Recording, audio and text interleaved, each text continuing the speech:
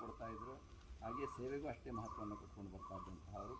ಅವರ ಆಚಾರ ನಿಷ್ಠೆ ಅದು ಊಹೆ ಮಾಡೋದಕ್ಕೆ ಸಾಧ್ಯ ಇಲ್ಲ. ಅವರು ತುಂಬ ಶಿಸ್ತುಬದ್ಧ ಜೀವನ ಅವರದು. ಅದನ್ನು ನಾವು ಒಂದು ದಿವಸವೂ ಕೂಡ ಆಚರಣೆ ಮಾಡೋದಕ್ಕೆ ಸಾಧ್ಯ ಆಗೋದಿಲ್ವೇನೋ ಅಂತ ಈಗಲೂ ಭಾವಿಸಬೇಕಾಗಿರುವಂಥದ್ದು.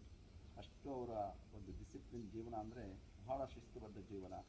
ಆಹಾರ ವಿಹಾರ ವ್ಯವಹಾರ ಎಲ್ಲವೂ ಕೂಡ ಬಹಳ ಪರಿಶುದ್ಧವಾದಂತಹ ಒಂದು ವ್ಯವಹಾರ.